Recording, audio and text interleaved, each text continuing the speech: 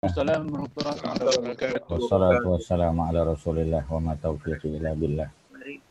Tuan-tuan muslimin muslimat, mudah-mudahan kita sama-sama dirahmati oleh Allah Subhanahu wa taala. Alhamdulillah pada malam ni kita berada di penghujung bab yang ke-13 dan kita akan menutuplah perbincangan dia dengan beberapa hadis. Ada 3 hadis daripada Nabi SAW. Kita buka muka surat 259 ni, bawah sekali. Bawah sekali tu paragraf tu dia akan cerita tentang hadis yang kita akan jumpa nanti. Ya. Jumpa ya. Okey, alhamdulillah. Jadi tajuk ni masih akhlak mulia, ya, al-akhlaq al-karimah. Ya, al-akhlaq, akhlak tu dalam bahasa Arab dia plural ya. Akhlak ni orang Melayu dia tak ada beza kan. Orang kata akhlak mulia, akhlak buruk, tak ada akhlak ya. Orang Melayu akan guna perkataan akhlak tu. Tapi dalam bahasa Arab akhlak tu merujuk kepada makna sesuatu yang boleh baik, boleh tak baik. Ya. Jadi tak ada istilah kita kata orang tu tak ada akhlak, tak ada istilah tu dalam bahasa Arab. Ya, tak ada akhlak sebab semua orang akan ada akhlak. Cuma akhlak dia baik ataupun buruk tu saja. Boleh ya? Okey. Jadi akhlak yang baik kita panggil akhlak karimah. Karim ya, yang karim. Karim tu ada banyak makna, salah satunya maknanya ialah mulia. Ya. Jadi akhlak yang mulia. Kalau manusia kita kata karim maknanya pemurah. Ya, dengan sebab sifat pemurah tu dia jadi mulia. Jadi akhlak karimah ataupun akhlak yang mulia mempunyai banyak tingkatan. Jadi akhlak ni ada banyak level. Macam marah jugalah ya. Ada banyak level. Ya, ilmu pun ada banyak level. Iman pun ada banyak level. Ada iman yang tinggi, ada iman yang rendah. Akhlak pun sama juga. Ya. Seperti mana yang ditetapkan oleh Nabi. Tahap yang pertama, mana paling basic, ya, paling asas. Ialah ya, takwa. Nama dia takwa. Maknanya takwa tu adalah akhlak yang paling rendah lah. Paling rendah sekali. Ya. Jadi kalau seseorang itu tidak ada takwa, mana dia tak ada akhlak, minta maaf. Ya, kalau nak kata dia tu ada akhlak, ya mestilah dia tu kita kata ada takwa. Ya, apa makna takwa? Takwa ialah buat apa yang Allah suruh, tinggal apa yang Allah larang. Ya, itu makna takwa. Apa yang Allah suruh kita buat. Ya, yang fardu terutamanya, solat 5 waktu tak boleh tinggal. Ya. Apa ni, kalau kita musafir boleh jamak, boleh qasar. Ya. Kalau kita dalam keadaan yang apa kita kata doktor pembedahan ya, dia di IJN, dia mula pembedahan ya, operation tu dia masuk operation theater tu sebelum Zuhur. Ya, katalah apa ni, pembedahan tu mula pukul 11.30 pagi dan berakhir ya pukul 6 petang katalah ya. Jadi oleh kerana pembedahan tu berlaku 7 jam, 8 jam, maka waktu Zuhur terlepas. Kalau dia berhenti pergi solat Zuhur, ya boleh membawa kepada mudarat pesakit tadi, boleh mati. Maknanya dia tak boleh solat Zuhur. Tapi dia tak musafir. Ya. Boleh tak dia jamak dengan asar, tuan-tuan? Boleh tak jamak doktor pakar tadi, boleh tak dia jamak dengan asar? Jawapannya boleh. Jawapannya boleh, ya. Jadi cuma dia tidak boleh qasar. Ya, jamak boleh. Zuhur dia boleh buat jamak takhir. Kerana waktu Zuhur tadi dia masih dalam operation theater. Jadi habis pukul 6, selesai dia basuh tangan, cuci apa semua, dia ambil wuduk, dia kena solat ya Zuhur secara takhir ya pada waktu asar. Tetapi dia tetap solat 4 rakaat. Tidak boleh qasar kerana qasar hanya untuk orang yang bermusafir. Ya, itu je beza dia. Boleh jamak, tak ada masalah ya. Ataupun kita dalam keadaan yang memang tak ada kemudahan kita kata ya. Tempat tu sesak sangat, tak boleh nak solat ya, tak ada ruang langsung. Wuduk pun tak ada ya. Nak ambil debu nak apa ni bertayamum pun tak boleh. Jadi kita masih berada dalam waktu Zuhur ya. Kita niat untuk jamak takhir. Ya, boleh jamak takhir. Nanti selepas selesai majlis itu, program tersebut ya, yang sesak tadi tu tak boleh keluar, tak boleh nak cari ruang untuk solat pun tak boleh ya. Jadi kita pun selesai program tu pukul 5 petang, kita cari surau ataupun musalla mana-mana, kita solat jamak takhir dibenarkan. Cuma tak boleh qasar. Ya, jamak boleh. Okey, itu semua adalah tahap takwa, ya. Maknanya tahap akhlak yang paling rendah. Perintah Allah kita buat, apa yang Allah larang tinggal. Ya, okey.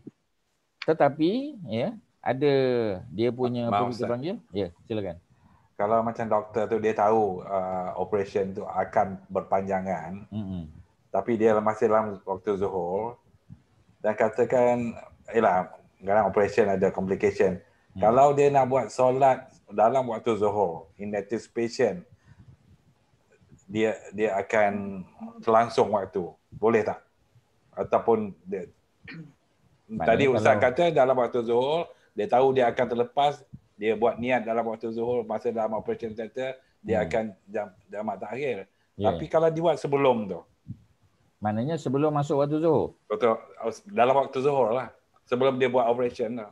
Ya, kena tengoklah operation mula pukul apa. Ustaz bagi contoh tadi, operation mula 11.30 pagi, before zuhur kan? Okey. Okey, yang kes apa Haji Don, pukul berapa dia mula? Kata pukul 1.30 lah. Okey, kata 1.30. Kalau macam sekarang ni, maknanya boleh lah. Sebab zuhur kita 1.10, satu suku. Cuma kelang kabut lah sikit. Ya, kelang kabut. Macam kita nak naik flight juga. Ya. Kadang-kadang flight kita 1.30. Kita dah nak kena boarding half an hour before departure. Ya. Jadi kalau kita dah ambil wuduk siap-siap, ya, maknanya by the time gate nak tutup tu, kita boleh pergi kat tepi semayang sekejap. Sebab kita boleh qasar saja 2 rakaat. Oh, itu cantik lah. Tapi kalau tak boleh, semayang dalam flight, ya, semayang dalam kapal terbang. Semayang duduk sajalah. Ya, dan semayang tu sah. Kerana memang tak boleh berdiri, ya. Pasal apa kita panggil, ya, dalam keadaan duduk dalam kapal terbang ni kita tahulah, ya, ada gangguan, macam-macam gangguan ada. Melainkan, ya, masih ada waktu panjang, ada ruang untuk solat, tu lain lah, ya. Jadi dalam kes tadi, kalau kata dia sempat, solatlah zuhur 4 rakaat dulu. Tapi kalau kelang kabut, ya, sebab dah tentu dia ada dia punya apa kita panggil, ialah takkan masuk terus bedah kan, mesti ada prosedur dia, mesti ada SOP yang perlu dipatuhi kan. Jadi benda tu pun mungkin akan ambil masa 20 minit, setengah jam. Ya, jadi lebih baik dia niat saja jamak takhir. Ya. Tapi katalah waktu operation tu 3.30. 3.30 boleh lah. Sebab zuhur masuk satu suku. Jadi bolehlah dia buat jamak awal kan? Oh, maknanya dia with anticipation that the operation will end by bila? Maghrib kata kan? Correct. Mana boleh lah. Dia boleh jamak takdim. Ya, sebab dia dah tahu dah operation tu akan ambil masa 6 jam, 7 jam. Dan tak boleh keluar. Dia kena duduk dalam bilik tu saja. Dan dalam bilik tu tak ada ruang untuk dia solat. Ya, memang tak boleh lepaskan daripada pesakit tadi. Jadi dia boleh jamak takdim kalau operation tu mula setelah daripada masuk waktu zuhur, ataupun boleh jamak takhir kalau dia akan berakhir pada waktu asar nanti. Boleh dua-dua. Sebab tu kita ada jamak takdim dan takhir. Boleh pilih lah. Ya. Ustaz, tapi dia kena niat jamak lah masa waktu zuhur tu kan? Ya, betul. Selagi ada waktu zuhur dia kena niat jamak. Ya, niat jamak saja. Niat tu maknanya lintasan hati saja. Lintasan hati saja. Ya, dalam hati dia kata aku nak jamak dengan asar. Sudahlah. Ya, tak perlu di apa kita panggil, sebab niat itu merujuk kepada lintasan hati. Maknanya kalau kita terlintas saja dalam hati nak jamak, sudah memadai. Ya. Okey ya. Selesai. Jadi balik pada cerita tadi, benda-benda tu sebab apa Ustaz sebut solat? Sebab solat ni dia memang tiang agama. As-salatu imaduddin. Solat tu tiang agama. Memang hadisnya dhaif. Kalau kita dengar orang duk sebut as-salatu imaduddin. Solat itu imad. Apa makna imad? Makna tiang. Ya. Hadis ini dia dhaif, tetapi maknanya sahih. Yang ini dia punya seni hadis ni. Ya. Kerana ada hadis yang memang dhaif tapi meaning dia tu betul. Siapa yang boleh nafikan solat tu tiang agama? Tak ada orang boleh nafikan. Ya, malah nanti di akhirat, ya, dalam hadis Sahih Bukhari disebut the first and foremost, ya, maknanya first and foremost. The first question that will be asked. Soalan pertama yang akan ditanya di akhirat besok, malaikat akan tanya kita, Allah akan tanya, apa soalan dia? Solat, tuan-tuan. Ya, sebab tu solat tu tiang agama. Bila solat tu clear, ibadah lain pun akan clear. Tapi kalau solat tu bermasalah, ya, ada banyak loopholes, maka solat tu yang akan mengganggu, ya, daripada malaikat nak proceed kita punya perbicaraan tu. Itulah isu dia. Ya, jadi solat. Jadi nanti kita akan tengok, ya, dalam hadis yang datang, kemudian Ustaz akan tambah dengan beberapa ayat lah, ya. Jadi maknanya Allah suruh kita takwa bila dan di mana sahaja kita berada. Tambah sahaja. Bila dan di mana sahaja kita berada. Ya, maknanya wherever you are, whatever you do, ya, kena takwa kepada Allah. Walaupun kita duduk seorang. Macam kita masa student dulu lah kan. Ya, kadang-kadang kita seorang-seorang je belajar overseas, belajar pula dekat negara yang non-Muslim, ya, minoriti Muslim. Kadang-kadang di satu universiti tu kita seorang je Muslim. Of course tak boleh sembahyang Jumaat lah, ya. Kalau kita lelaki pun tak boleh sembahyang Jumaat. Sebab sembahyang Jumaat paling kurang kena ada imam dan makmum. Ya, mana boleh sembahyang Jumaat seorang-seorang, tak boleh. Jadi mana 4 tahun duduk sana, 4 tahun dah tak sembahyang Jumaat. Melainkan kita boleh travel lah, ya, ke tempat yang dekat. Tapi kalau kita travel, kita dah musafir. Orang musafir tak wajib sembahyang Jumaat. Ya, macam Ustaz dengar kawan-kawan di Jepun lah. Ya, dia duduk di satu tempat yang tak tahu di mana tempat dia, ya. Dia kena naik bullet train. Naik bullet train 2 jam. 2 jam tu lebih daripada 80 km. Dia dah musafir lah. Orang musafir tak perlu sembahyang Jumaat. Tapi kalau dia sembahyang sah. Ya, tu cerita dia. Tapi tak ada kewajipan. Jadi walaupun dia duduk seorang di universiti tu, solat tetap dia kerjakan juga. Puasa tetap. Masuk bulan Ramadan puasa dia. Walaupun tak ada siapa tahu. Ya, tak ada siapa tahu pun. Orang putih pun tak peduli dia puasa ke tak puasa. Pasal mereka bukannya Muslim, ya. Tapi tetap juga. Kerana apa? Takwa itu ialah di mana saja, wherever you are, ya, di mana saja dan bila masa sahaja, ya. Kemudian dia boleh menghapuskan perbuatan jahat tadi dengan memperbanyakkan perbuatan yang baik. Simple je tuan-tuan. Kita dah banyak buat dosa. Ustaz pun ada banyak buat dosa, buat kesalahan, tuan-tuan dan puan-puan bersama sepanjang hidup kita. Ya, kita hidup 50 tahun, 60 tahun, 70 tahun ni banyak tak benda jahat kita buat? Banyak, tuan-tuan. Kita kena akui. Ya. Tetapi Allah bagi satu package, bagi satu bagi satu cara, mekanisme, ya, untuk kita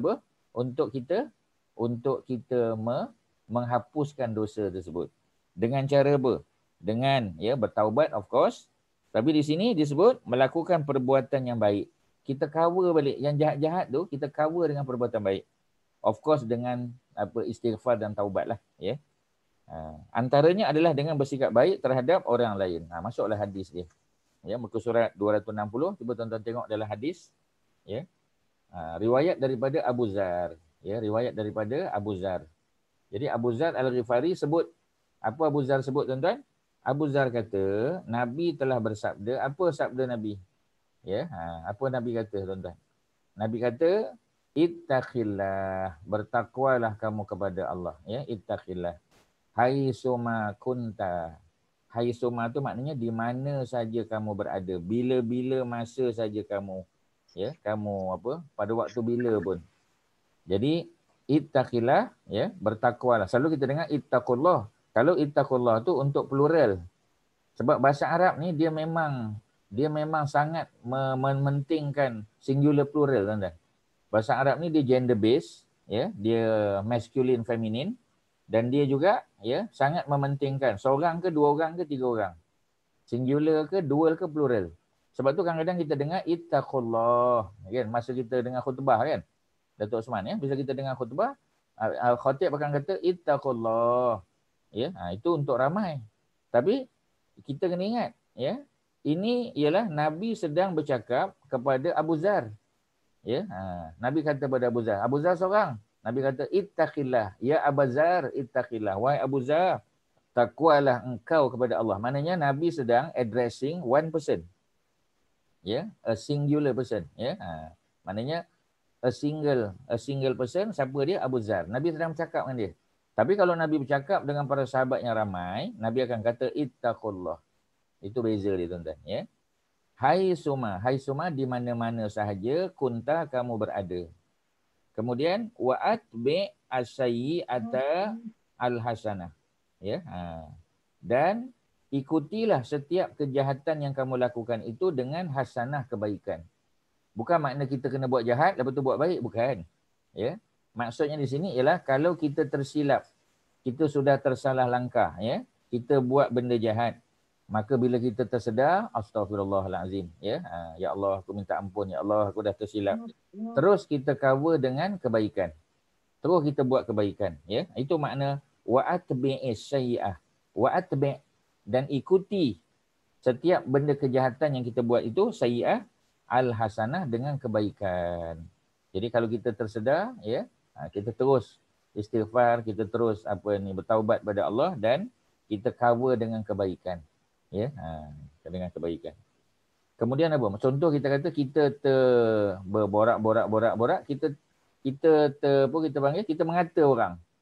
Ya, kita fitnah orang. Kita dah kata Allahu Akbar, saya tersilap, minta maaf. Saya tarik balik, ya. Dan kita minta maaf pada orang tu. Ya, dan salah satu cara kita menghapuskan dosa kita tadi, ya, dengan kita buat baik pula. Apa kita buat? Dengan sebab kita mengata dia, kita letak duit dalam tabung masjid, kita sedekah. Ataupun sekarang ni online saja, boleh buat online. Ya, ataupun kita belanja kawan tu makan. Kita kata saya tadi dah mengata awak, saya fitnah awak, saya bersalah. Ya, saya nak belanja awak makan tengah hari. Ya, jadi boleh tak? Jawapannya boleh. Mudah-mudahan dengan belanja makan tengah hari itu akan menghapuskan dosa kita. Ya, ataupun ketika nak masuk waktu, kita kata jom kita sembahyang berjamaah. Mudah-mudahan dengan solat berjamaah itu menghapuskan dosa kita tadi. Ya. Mana buktinya? Buktinya ialah wa'atbi'il sayyi'ah al-hasanah tamhuha, yang akan menghapuskan kejahatan tu. Kebaikan yang kita buat, ya, immediately after kita buat kejahatan ataupun ketika kita menyedari kita telah buat salah, dia akan tamhuha, dia akan menghapuskan, dia akan delete, ya, apa yang kita, kejahatan yang telah kita buat. Kemudian satu lagi kata Nabi, wa khaliqin nas, dan berakhlaklah, bergaullah dengan manusia bi khuluqin hasanin, dengan akhlak yang baik. Jadi tadi kita jumpa akhlak, ini kita jumpa khuluq. Apa beza dia? Khuluq tu singular. Ya, apa makna khuluq? Khuluq makna singular, tuan-tuan. Ya, akhlak juga, tapi akhlak yang singular. Kalau akhlak tu plural, tu je beza dia. Orang Melayu panggil akhlak, singular plural dia panggil akhlak. Orang Arab tak. Kalau dia singular khuluq. Kalau dia plural akhlak. Ya, hasan tu sifat dia. Jadi bi khuluqin hasanin, dengan akhlak yang baik. Jadi kita dianjurkan buat baik dengan orang, cakap baik, elok, ya. Tapi kadang-kadang boleh tak angkat suara, boleh. Kalau kita jadi cikgu, ya, kalau dia jadi pegawai waran, ya, takkanlah nak slow-slow, Assalamualaikum, sila berbaris, takkan macam tu kan. Dia mesti angkat suara. Ya, jadi bila dia angkat suara tu salah tak? Tak, sebab angkat suara di tempatnya. Ya, cikgu kena angkat suara. Ya, kemudian kita kata kita nak panggil anak kita, ya, nak angkat suara boleh, tak ada masalah. Ya, ataupun orang yang melaungkan azan, dia kena angkat suara. Pasal memang tujuan dia untuk memanggil seramai mungkin orang untuk solat berjamaah. Ya, untuk mengerjakan solat. Ya. Jadi itu apa kita panggil, ya, dia punya basic dia. Sekali lagi kita sebut bertakwa kepada Allah. Ya, apa makna takwa? Buat apa yang disuruh, tinggal apa yang dilarang. Mana semua wajib kena buat, semua haram kena tinggal. Itulah takwa. Ya. Hai summa kunta, di mana saja kamu berada. Bukan takwa ketika berada dalam kelas saja, ketika berada di masjid saja, bukan. Hai summa, di mana-mana sahaja kunta kamu berada. Kemudian apa kita buat? Ya, untuk naikkan kita punya darjat, level of takwa kita tu, kita kena cover benda-benda jahat dengan kebaikan. Bila kita menyedari kita telah tersalah langkah, kita istighfar, kita bertaubat dan kita baiki. Kita buat benda baik. Apa benda baik yang kita boleh buat? Antaranya ialah solat fardu. Solat fardu, tuan-tuan. Ya, itu ada dalam apa kita panggil, ya, dalam surah apa tu? Dalam surah Hud. Tuan-tuan boleh catat je lah, ya, dalam surah Hud, ya, ayat yang ke-114. Hud ni surah 11. Dalam surah Hud surah 11 ayat ke-114. Ya, jadi kalau tuan-tuan boleh tengok ayat tu lagi baguslah, ya, kalau ada Quran depan, ya, tuan-tuan boleh capai Quran ataupun ada smartphone tengok. Ya, macam Datuk Datuk Osman tu nampak dia baru capai Quran tu. Okeylah tu. Dia ada Quran dah kan sebelah dia. Ya, surah Hud surah 11. Ya, Surah Hud, surah 11 ya. Adam ada Quran kat situ Adam. Ada ya. Capai Quran. Ya, Haji Nazri ambil Quran dan kita tengok dia punya apa? Dia punya ayat tadi. Surah 11, surah Hud ayat 114. Ya. Surah 11, surah Hud, surah Nabi Hud. Surah yang ke-11 ayat yang ke-114. Ya. Jadi apa ni? Apa kita panggil ya? Apa bunyi dia? Ya. Bunyi dia ialah ya, apa dia? Cuba baca. Apa ayat tu? Solat pada dua bahagian siang, pagi dan petang, dan pada bahagian subuh dan malam. Ya. Wa aqamus salah kan? Apa ni? Apa? Dirikan. Ya. Wa aqimus salah tarafain nahar. Wa aqimus salah tarafain nahar ya, ataupun aqimis salah. Ya. Ini untuk seorang lah. Ya. Kalau seorang. Ya. Wa aqimis salah tarafain nahar. Dan dirikan solat. Dirikan solat pada dua hujung siang. Pada dua hujung siang. Ya, torofai tu ya. Tengok perkataan torofai tu. Apa makna dua hujung siang, tuan-tuan? Apa makna dua hujung siang? Dua hujung siang ya. Dua hujung siang ialah solat subuh dan solat maghrib. Itu dua hujung siang. Ya. Dia belum siang tapi permulaan siang. Pasal subuh tu malam tak subuh tu? Subuh bukan malam. Ya, tahajud tu malam. Bila masuk je waktu subuh, malam pun berakhir. Hatta matla'il fajar. Jadi bila fajar terbit, berakhirlah malam. Tetapi dia belum siang lagi. Sebab tu dia dipanggil hujung siang. Jadi subuh tu adalah hujung siang. Mana permulaan siang tu, nak siang tu. Sebab subuh bukan malam. Malam dah berakhir. Ya, solat malam tu isyak. Isyak tu solat malam. Tahajud tu solat malam. Ya. Tapi kalau subuh, itu solat permulaan siang. Walaupun matahari tak terbit. Tapi dia adalah siang. Ya, itu konsep dalam Quran. Ya, jadi solat subuh sampai apa? Satu lagi ialah hujung siang. Di hujung siang apa dia? Maghrib. Maghrib tu malam tak? Belum. Maghrib belum malam.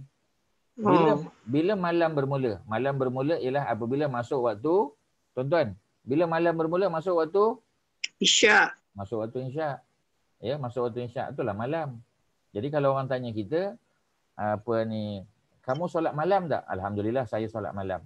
Ya. Sebab orang duk ingat solat malam tu tahajud saja. Nanti dulu. Tahajud tu solat malam yang sunat. Ada solat malam yang wajib kan? Macam tuan-tuan dah buat solat malam tak malam ni? Sudah. Solat isyak tadi. Solat isyak tu adalah solat malam yang fardu.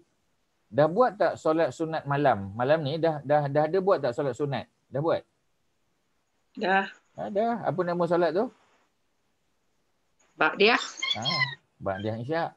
Ya, Ba'diyah isyak. Ba'diyah isyak tu adalah solat sunat, ya, solat malam yang solat sunat malam yang pertama sekali kita buat ialah Ba'diyah isyak. Ya, lepas Ba'diyah isyak kalau bulan Ramadan baru boleh tarawih. Tarawih itu solat malam juga. Kita tidur bangun malam pula ya. Itu tahajud, itu pun solat malam juga. Jadi mana solat malam ni ada dua. Satu solat malam fardu, nama dia isyak. Satu lagi solat malam sunat. Ya, apa dia solat malam sunat? Solat malam sunat tu ialah Ba'diyah isyak, ya, Ba'diyah isyak, tarawih, tahajud, itu semua adalah solat sunat malam tu. Ya, jadi jangan silap tuan-tuan. Sebab tu Ba'diyah isyak jangan tinggal. Sebab kalau kita tak bangun malam pun, Ba'diyah isyak kita buat, sudah tercatat kita buat solat malam. Ya, itu dia punya trik dia tuan-tuan. Ya. Okey, sudah ya, selesai. Jadi solatlah kamu di hujung siang. Ya, solat di hujung siang maknanya subuh dan maghrib. Tapi tengah-tengah tu solat tak? Solatlah, kena solatlah.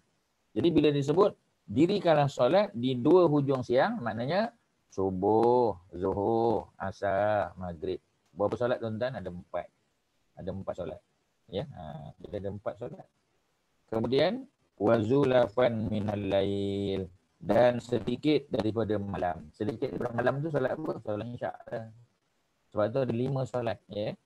Jadi kalau geng apa ni anti hadis, ya. Jadi dia kata yang Allah perintah solat 3 je. Solat di hujung siang, maknanya subuh, kemudian maghrib dan juga isyak. Tak betul tuan-tuan. Ya. Sebab bila Allah suruh solat di dua hujung siang, maknanya yang tengah-tengah solat dah solat. Ya, maknanya subuh dan maghrib betul. Di tengah-tengah dia boleh zuhur dan asar. Ya. Dan zuhur minal lail dan juga malam, yakni solat isyak.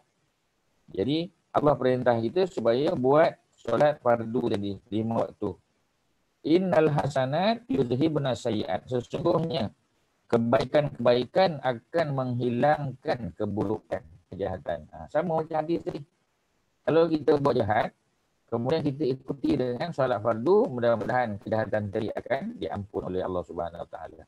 Melainkan adalah ya, melainkan kejahatan yang kita buat tu ialah dosa besar. Kalau dosa besar dia tak cukup dengan solat fardu. Apa makna dosa besar tu? Mencuri contoh, ya, merompak, minum arak, berjudi, ya, berzina dan sebagainya. Itu termasuk ya, dosa besar. Kita panggil kabair. Sebab itu dalam ayat ini Allah guna perkataan sayyiat. Allah tak guna kabair. Pasal yang dimaksudkan adalah dosa selain yang besar. Ya, dosa-dosa selain yang dosa besar. Kalau dosa besar tak boleh. Dosa besar kalau berkait dengan manusia kita kena pulangkan hak dia. Contoh macam kita kata orang ambil rasuah kan. Ya, dia ambil rasuah. Bila dia ambil rasuah dia kena pulangkan balik tuan-tuan. Sebab rasuah tu bukan duit dia. Susah tuan-tuan nak pulangkan balik. Dia minta maaf lah, ya. Kalau dia dijatuhkan hukuman di mahkamah, ya, dia kena ganti balik duit yang dia dah ambil tu, ya. Kalau dia ambil untuk persatuan tu kena tolong dia bayar balik kepada orang yang bagi duit tadi. Kena bagi. Pasal tu bukan hak dia, ya. Kemudian kalau kita terambil hak orang, kita kena pulangkan balik. Kalau yang kita ambil tu benda yang dah perish, benda tu dah macam dulu makanan contoh kan, kita curi makanan tu pun dah habis dah basi dah, kita kena ganti nilaian duit dia, ya, ganti nilaian duit. Contoh kita kata, ya, kita pinjam cangkul orang sebelah, ni benda basic lah, ya. Jadi kita nak apa kita panggil, ada bangkai dekat rumah kita pun nak tanam lah bangkai tu. Jadi kita pun cari cangkul kita tak jumpa, kita kata pinjam orang sebelah punya lah. Orang sebelah pula kebetulan dia balik kampung cuti sekolah. Kan dah cuti sekolah kan. Dia pun pinjam saja. Itu tak ada masalah. Boleh ni orang dia pun bagi. Ya. Boleh kita pinjam dengan syarat kita tahu memang orang tu memang akan bagi. Kalau kita tahu orang tu jenis kedekut, dia tak akan bagi, tak boleh kita pinjam tuan-tuan. Cangkul tadi. Ya. Melainkan ketika darurat. Itu lain lah. Ya. Tapi tak macam tadi mana darurat lagi. Jadi kita pun pinjam. Bila kita pinjam, kita pun cangkul siap, patah cangkul tu. Ya, takkan kita diam-diam saja.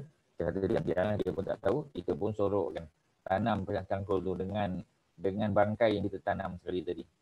Ya, kemudian kita diam-diam saja. Ya, berdosa tak kita? Berdosa sebab kita pakai hak orang. Ya, jadi patutnya kita tanya pada jiran tu, ni cangkul yang saya pinjam dah patah dah. Ya, jadi macam mana saya nak ganti ni? Kalau dia kata, alah tak payahlah, cangkul tu kat rumah saya ada 2 lagi.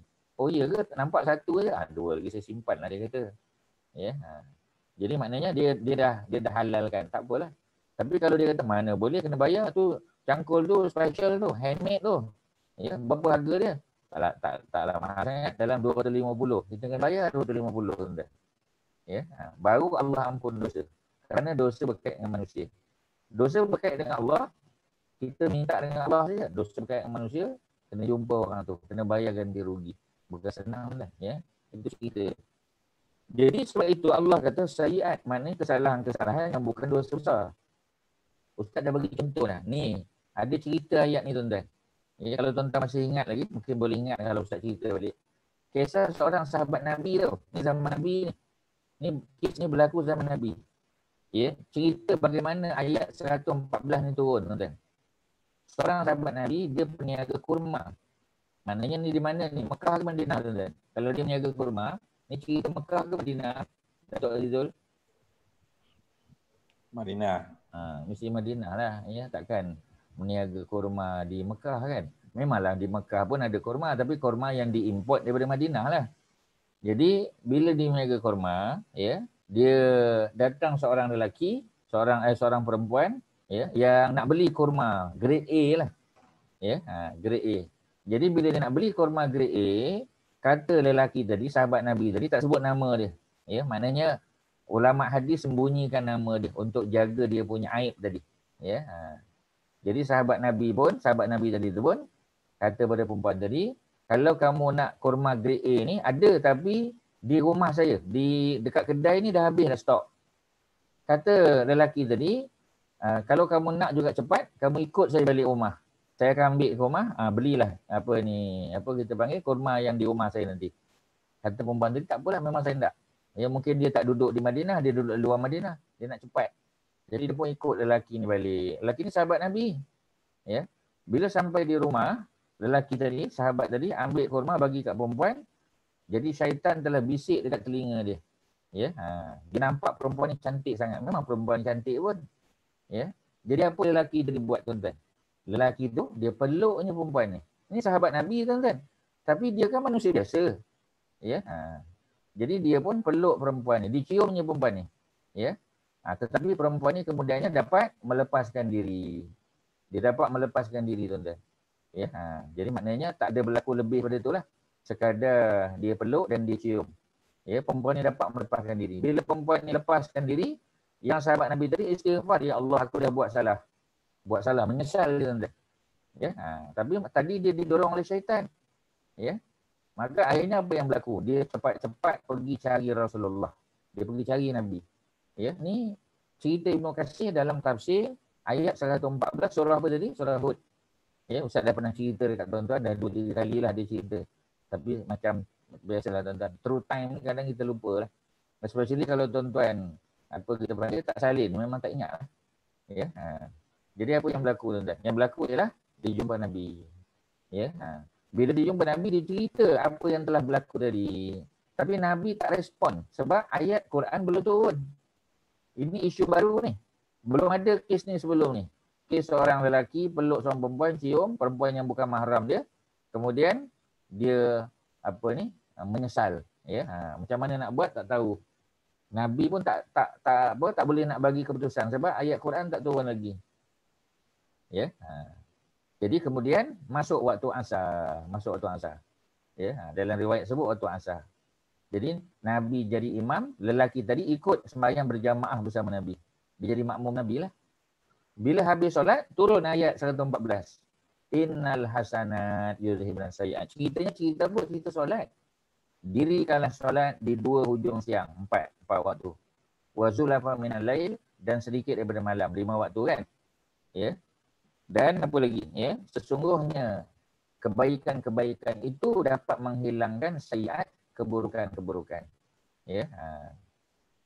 Zalika dzikra lizakirin, ya, di hujung ayat tu. Jadi Nabi pun panggil orang tadi, sahabat Nabi tadi. Nabi panggil dia. Ya. Kita pun tak tahu siapa sahabat tu. Ulama hadis tak mendedahkan siapa sebab nak jaga dia punya aib dia. Ya. Ini memang kaedah dalam hadis. Kadang-kadang cerita sahabat-sahabat ni tak disebut namanya. Macam cerita sahabat yang jadi imam ketika minum arak. Masa tu arak belum diharamkan, dia minum arak dan dia imam. Bila dia baca qul ya ayyuhal kafirun, tak jumpa lakum dinukum waliyadin, berpusing-pusing ya la a'budu ma la ta'budun apa semua, sampai tak jumpa, ya. Dan turun ayat melarang orang Islam yang beriman daripada minum arak ketika nak solat. Masa tu belum ada pengharaman secara mutlak lagi. Mana ada sebut siapa nama? Adalah orang kata Sayyidina Umar, ada yang kata Ammar bin Yasir. Kita tak tahu. Ya, tapi cerita tu adalah macam cerita sahabat tadi. Ya, apa yang berlaku? Yang berlaku ialah Nabi panggil dia. Nabi kata, tadi kamu sembahyang berjamaah tak dengan aku? Dia kata, ya, aku jadi makmum ya Rasulullah. Kata Nabi, sesungguhnya dosa yang kamu lakukan telah diampun oleh Allah. Simple kan tuan-tuan? Haji Nazri faham ni, Ustaz sebut kan? Sahabat tadi buat jahat, peluk perempuan tadi, cium perempuan tadi, itu bukan kesalahan kecil tuan-tuan. Tapi dia bukan dosa besar. Ya, tuan-tuan kena faham. Ya, dosa besar apa tadi istilah dia? Haji Don apa tadi Ustaz sebut? Dosa besar dalam bahasa Arab. Apa nama dia Haji Don? Ingat Ustaz. Kabair. Okey, ya, Syirin dah jawab. Kabair. Ya, nama dia ialah Kabair. Jadi Kabair tu apa dia? Ya, Kabair tu ialah dosa-dosa besar. Ada berapa? Ya, ada banyaklah. Minimum dia 7 tuan-tuan. Ya, tadi itulah ya, apa kita panggil? 7 dosa-dosa besar tu. Ya. Antaranya ialah tadilah minum arak, berjudi, ya, berzina, kemudian merompak, menuduh orang perempuan yang baik atau lelaki yang baik berzina, buat jahat. Ya, kita tuduh orang. Orang tu tak jahat, kita tuduh dia. Dan kita tak boleh bawa saksi pula. Ya. Jadi oleh kerana itu, siapa yang buat 7 dosa besar ni, dia panggil kabair. Kabair tu kena bertaubat dan pulangkan hak orang kalau kita ambil. Tapi kalau setakat peluk cium orang ni saja, dia tak bukan kabair. Dia dosa yang bukan dosa besar. Tapi jangan buat pula tuan-tuan. Ya, nanti tuan-tuan kata, oh ustaz kata tak dosa besar, mana boleh buat lah. Jangan. Ya, ini bagi contoh saja. Kalau sahabat tadi buat, kemudian dia minta ampun dengan Allah, dia jumpa dengan Nabi, Nabi tak boleh bagi penyelesaian. Dia sembahyang fardu bersama Nabi. Sebab tu permulaan ayat ni cerita tentang solat fardu. Ya. Di hujung cerita tu, sesungguhnya kebaikan-kebaikan. Apa makna kebaikan tu? Solat fardu lah antaranya. Ya, yuzhibuna sayyi'at, akan menghilangkan sayyi'at, akan menghilangkan dosa-dosa yang bukan dosa besar. Jadi Nabi kata dosamu telah diampun. Sayyidina Umar ada kat situ tuan-tuan. Ya, Sayyidina Umar yang dengar peristiwa tadilah, ya. Dia pun sama Nabi juga. Kata Umar, ya Rasulullah, adakah ya yang Allah ampunkan ni kalau dosa tu dibuat oleh lelaki tadi saja secara khusus, ataupun ayat ni umum? Maknanya siapa-siapa yang buat macam tu pun bila dia sembahyang fardu, Allah akan ampun. Ya, maka Nabi kata ayat ni umum. Ya, kepada semua, bukan kepada lelaki tadi saja. Oh, happy lah tuan-tuan. Ya, jadi maknanya dah ada cara dah. Kalau kita terbuat benda dosa, bukan dosa besar, maka dengan solat berjamaah, solat fardu berjamaah, sudah dapat menghapuskan dosa yang kita lakukan tadi. Ada tak soalan apa-apa tuan-tuan? Ada apa-apa nak tanya? Silakan. Kalau diam makna faham lah ya. Ya, ada apa nak tanya? Silakan tuan-tuan. Salam Ustaz. Perempuan yang sebaiknya solat di rumah. So dia tak pergi solat jemaah di masjid. Yeah. So macam mana dia punya situasi macam ni? Dia sembahyang tuntutan sembahyang berjamaah tu di mana-mana saja. Jadi perempuan yang tak pergi masjid tadi betul, tak ada tuntutan. Tapi kat rumah dia sembahyang seorang ke berjamaah? Jangan sembahyang seorang. Ya, jadi kat tak ada orang. Tak ada orang. Tak ada orang, cari orang. Oh, sorry. Tak maksudnya, jangan salah faham. Maksud dia mungkin dia duduk dengan anak dia ke, menantu dia ke, pembantu rumah ke, contohlah ya. Mungkin benda ni tak relevan pada sebahagian kita kan, tapi in case lah. Ya, dia ada pembantu rumah, ya, pembantu rumah tu perempuan. Jadi ajak dia sembahyang berjamaah. Ataupun ada menantu, ya, ada cucu, ataupun siapa sajalah. Ya, jadi maknanya kalau boleh memang. Sebab tu sebahagian perempuan yang duduk di rumah bersendirian, ya, sebab apa ni, suami dah meninggal sebagai contoh kan, ya, sebagian perempuan. Kemudian anak pun dah tinggal dengan keluarga dia tak nak tinggal dengan kita. Kita pun tak ada pembantu rumah. Sebab tu kita tengok ramai yang pensioner especially, ya, perempuan yang apa kita panggil suami dah meninggal, datang solat di masjid kerana dia nak dapat kelebihan tu. Memang perempuan tak ada kewajipan pergi masjid, tapi dia nak dapat solat berjamaah tu. Kalau dia buat seorang-seorang di rumah, memang solat perempuan terbaik di bilik dia, betul. Tetapi tak dapat, ya. Oh, audio your speaker is not working, please check. Panggil Aiman. Sekejap tuan-tuan, ada boleh dengar? Boleh dengar? Boleh. Cracking sound. Boleh dengar, tapi dia kadang crack. Sebab dia katanya your speaker tu. Oh, speaker Ustaz ya? Ya. Your speaking dia tulis sini. Please check your connection or use a different speaker. Tapi boleh dengar kan? Boleh. Kalau dia kata speaker tu Ustaz yang dengar. Kalau mikrofon kami yang dengar Ustaz. Tapi Ustaz dengar apa ni, you all punya suara Ustaz dengar. So maknanya tak ada lah tu. Okey lah tu. Tapi dia ada ni ada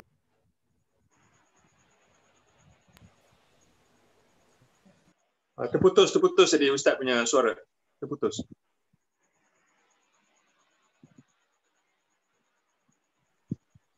Sekarang dah tak dengar dah. Tak dengar suara Ustaz. okey, dengar balik Dengar Ustaz. Okey, so balik pada cerita tadi, jadi penyelesaian dia. Sebab tu, okey, ada kes sebenarnya. Kes macam Kak Mai tanya ni ada, ya, real, ya. ceritanya ialah zaman bila Nabi wafat, ya, salah seorang sahabat besar namanya Abdullah bin Umar, anak Sayyidina Umar, dia tengok Masjid Nabawi ni ramai sangat perempuan datang. Orang perempuan ramai sangat datang. Ya, sebab masjid tak besar pada masa tu. Jadi bila orang perempuan datang, dia mengurangkan peluang lelaki lah untuk solat. Jadi akhirnya Abdullah bin Umar, dia pun bagi tahu, dia jumpa dengan perempuan-perempuan ni, dia kata orang perempuan sembahyang kat rumah lah, Abdul sembahyang di rumah. Yang betul. Ya. Kemudian perempuan-perempuan jadi tak puas hati. Pasal sebahagian daripada perempuan ni suami dah meninggal. Ya, maknanya mereka sudah sampai umur lanjut. Ya, tapi mereka nak solat berjamaah, mereka mengadu kepada Aisyah. Ya, mereka jumpa Aisyah. Mereka kata, ya Ummul Mukminin, wahai ibu kepada orang beriman, Abdullah bin Umar larang kami datang masjid. Ya, bukan kata tak boleh langsung, tapi kerana orang lelaki yang kena datang tu. Jadi Aisyah pun buat surat minta dia punya pembantu hantar kepada Abdullah bin Umar. Ya, isi kandungan dia ialah, Abdullah bin Umar, mengapa kamu halang perempuan datang ke masjid sedangkan Nabi pun tak pernah larang perempuan datang ke masjid. Ini cerita. Jadi maknanya memang betul Kak Mai kata tadi, orang perempuan memang afdalnya di rumah, betul. Tapi sebab nak dapat pahala berjamaah tu, pahala berjamaah tu 27 kali gandaan tu kan. Ya, 27 darjat, bukan gandaan, darjat dia. Ya, 27 darjat, bukan pahala bukan 27 pahala, sebab dalam hadis disebut darajat. Ya, solatul jamaah, solat berjamaah, ya, tafdulu min solatil fardhi, lebih utama daripada solat bersendirian, bi sab'ah wa ishrin, sab'ah 7, ishrin 20, maknanya 27 darajatan. Nabi kata darajat, bukan pahala, darajat. Satu darjat dengan satu darjat tu tak tahu berapa kali ganda tinggi tu. Ya, sebab itu apabila Aisyah sebut macam tu, maka Abdullah bin Umar kata aku salah. Ya, sebab aku menghalang sesuatu yang Nabi pun tak pernah halang masa hidup baginda. Itulah penyelesaian dia. Jadi kita macam itulah, ya. Penyelesaian dia tadi, kita tengok keadaan kita. Kalau dengan solat di rumah kita bersendirian, melainkan sebab itu seorang suami yang solat di masjid, ya, berjamaah, bila dia balik, sunat bagi dia untuk solat balik dengan isteri dia. Solat balik dengan isteri dia sekali lagi. Kerana nak bagi isteri dia pula pahala berjamaah. Datuk Osman faham Ustaz sebut ni? 2 kali sembahyang. Dia dah sembahyang di masjid. Sebab dia sembahyang masjid nak dapat pahala berjamaah di masjid. Ya. Bila dia balik rumah, dia solat sekali lagi bersama isteri. Dia imamkan isteri dia. Ya. Sebab benda ni pernah berlaku zaman Nabi juga. Ya. Salah seorang sahabat Nabi, Muaz bin Jabal. Muaz bin Jabal, ya. Jadi Muaz bin Jabal ni tak adalah pula cerita dia kahwin dengan siapa-siapa, tak pernah dengar lah. Ya, sebab dia pun meninggal awal, Muaz bin Jabal. Ya. Jadi Muaz bin Jabal, ya, bukanlah meninggal awal sangat, tapi maksudnya tak adalah pernah dengar dia berkahwin masa peringkat awal masa hadis ni berlaku. Jadi ceritanya ialah dia duduk di luar Madinah. Ya, dia bukan duduk downtown Madinah tu. Jadi dia duduk di luar Madinah. Jadi bila dia waktu Isyak, dia datang solat di Masjid Nabawi. Dia jadi makmum dengan Nabi. Kemudian selepas selesai, dia balik ke kampung dia. Dia imamkan pula solat Isyak berjamaah di kampung dia. Sebab di kampung dia, dia imam. Jadi solat Isyak di kampung dia tu dilewatkan sikit. Orang tunggu dia balik. Ya, jadi dia imamkan solat. Dan dia solat kali kedua tu sunat ajalah. Tapi orang belakang tu fardu lah. Ya, sebab dia dah solat 2 kali. Itulah cerita dia, mana pernah berlaku. Dan Nabi tahu benda ni, ya. Tetapi Nabi tidak menegur. Tidak menegurnya Nabi itu menunjukkan Nabi takrir. Takrir maknanya Nabi recognize. Ya, Nabi apa kita panggil? Nabi mengiktiraf apa yang telah dilakukan oleh Muaz tadi. Maknanya boleh solat 2 kali boleh. Ya, cuma kita kiaskan secara umum kepada seorang suami, sebab suami itu dia bukan imam kat kampung dia. Dia dah sembahyang kat masjid tadi, dia balik, dia imamkan pula solat, ya, isteri dia, supaya isteri dia juga dapat pahala berjamaah. Tapi kalau perempuan tu suami dah meninggal, jadi macam mana, ya? Anak dia pun tak duduk sama dengan dia, duduk di tempat lain. Kalau dia tunggu tak ada siapa datang lah, kan? Ya. Jadi oleh kerana itu dia ambil keputusan nak solat di masjid juga. Boleh tak? Jawapannya boleh, tidak ada larangan. Kerana Aisyah tegur Abdullah bin Umar Kerana Abdullah bin Umar larang perempuan datang masjid, sedangkan Nabi pun tak pernah larang. Itulah penyelesaian ni. Boleh Kak Mai? Ustaz. Ya. Cerahan sikit. Kalau suami pergi berjamaah, solat jemaah di masjid kan, adakah itu pahala tu gabung sekali apa yang isteri bersolat di rumah mana sini? Mudah-mudahan. Betul. Sebab isteri tu, ada hadis lain pula cerita. Ya, maknanya isteri tu siapkan baju suami dia, gosokkan. Ya, maknanya siapkan suami dia, ya. Kalau suami tu belum makan sebelum maghrib tu, sediakan makanan supaya suami dia tak ada rasa lapar masa di masjid. Jadi isteri tu dapat tak pahala sama, mudah-mudahan. Tapi isteri tu still kena solat. Boleh tak isteri tadi? Dia siapkan suami dia siap, tak apalah, dah siapkan, saya tak semayang, tak apa. Suami saya dah dapat pahala dah, dan pahala suami tu boleh ke saya, dia kata. Memang betul. Tapi dia still kena solat. Ya, kalau dia solat seorang di rumah boleh tak? Boleh, tak ada masalah. Tapi kalau dia boleh berjamaah juga, ya, itu jauh lebih baik. Sebab memang kaedah umum, solat berjamaah itu dia punya kelebihan 27 darjat lebih daripada solat bersendirian. Itu fakta umum dia, tuan-tuan. Ya, bottom line dia tu, bottom line dia. Apa bottom line dia? Solat berjamaah afdal daripada solat bersendirian. 27 darjat. Jadi walaupun isteri tadi dah dapat pahala tadi, tetap dia kena ni juga, ya. Macam orang perempuan yang kalau kita kias kepada puasa kan. Orang perempuan tu uzur. Ya, katalah isteri kita uzur. Kata ustaz, ya, bulan Ramadan. Isteri ustaz uzur. Jadi dia tak boleh puasa Ramadan. Tapi dia yang siapkan makanan, yang menyediakan minuman untuk orang buka puasa. Ambil pada hadis, Nabi kata, sesiapa yang memberi makan kepada orang yang berbuka puasa, man aftara, ya, man aftara shaiman falahu mislu ajrihi. Sesiapa yang memberi makan kepada orang berpuasa, maka baginya semisal pahala puasa orang tu. Tapi tetap tak perempuan tadi kena qada dan kena puasa? Kena, tetap juga.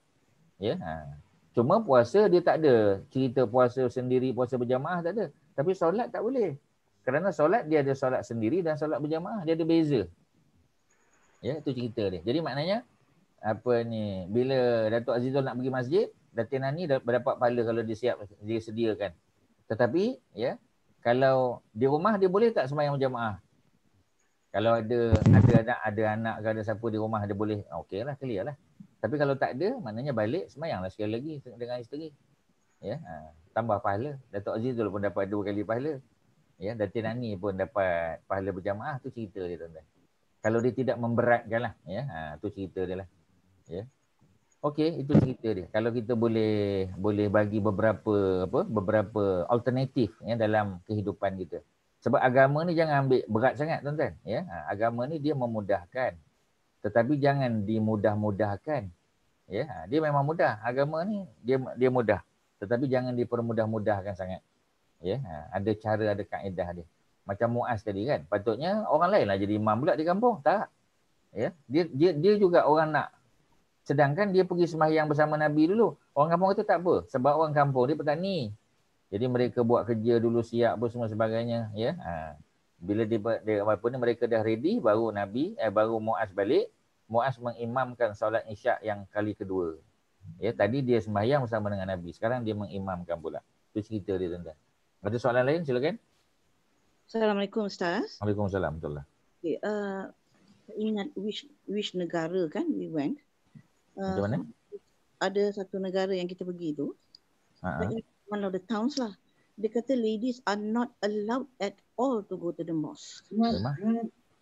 Memang ada kan Ustaz, certain countries they don't allow at all. It's not a European country. Sama ada Uzbek ke? Yalah, sebab dia betul lah tu. Sebab dia Dia mazhab dia Hanafi. Ya, Kazakhstan. Hanafi. Ya. Ya. Sama dengan Masjid India kalau kita pergi. Ya, memang sebenarnya cuma sebab dia duduk kat Malaysia itu yang ada ruang untuk orang perempuan. Ya. Ustaz pernah bawa jamaah pergi ke Paris. Ya. Kami lepas makan tengah hari, kami nak solat jamak Zuhur dan Asar, ya. Jumpa masjid. Bila kita masuk, dia kata tak ada masalah. Lelaki boleh, perempuan tak boleh. Ya, perempuan tak boleh. Itu di Paris. Ya. Sebab apa? Sebab masjid tu orang Hanafi punya. Kita tengok masjid. Memang muka-muka. Masjid yang besar tu ke Ustaz? Apa dia? Masjid yang besar kat Paris tu ke? Bukan, dia bukan masjid besar. Ni masjid, tak ingatlah mana area dia lah. Ya. Macam dekat Zimbabwe, remember not? Kan kita perempuan tak ada tempat solat. Bergantung kalau dia, kalau Afrika dia dua. Satu Maliki. Kalau Northern part tu kebanyakannya Maliki. Maliki tak ada berat sangat. Tapi kalau Hanafi memang perempuan tak dianjurkan pergi masjid. Stan tu banyak Hanafi kan? Ya, betul. Uzbekistan Hanafi, Turki Hanafi. Ya, Turki Hanafi, Uzbekistan dan negara-negara bekas-bekas Soviet ni kebanyakannya adalah Hanafi, ya. Melainkan beberapa yang sebelah sini macam Azerbaijan Syiah lah pula. Ya, Azerbaijan Syiah, ya. Jadi sebab dia sebelah dengan Iran, dia jiran dengan Iran, ya. Tapi yang lain tu Hanafi. Hanafi memang dia tak advise perempuan untuk datang. Ya. Kita pergi ke Turki, ya. Bila sampai ke Turki, kita pergi ke Turki boleh tahan lagi, ada juga tempat perempuan. Tapi kalau Uzbek langsung tak ada. Kita terpaksa deal pula dengan orang situ. Kita kata tolonglah, ya, sebab kita travel ni. Sebab tandas perempuan pun tak ada. Jangan kata tempat solat, tandas perempuan pun tak ada. Orang perempuan nak ambil wuduk kat mana? Tempat lelaki. Jadi terpaksa bagi lelaki selesai semua. Ya, kemudian ada orang tunggu, perempuan pula masuk tempat lelaki tu. Menunjukkan memang dia tak dia tak recommend perempuan untuk datang masjid. Ya, itu cerita ni. Okey, ada lain silakan tuan-tuan. Sebab solat ni banyaklah benda yang orang nak tanya kan. Ya, dan benda ni praktikal sebab kita travel, ya. Jadi bila kita travel kita jumpa dengan macam-macam orang.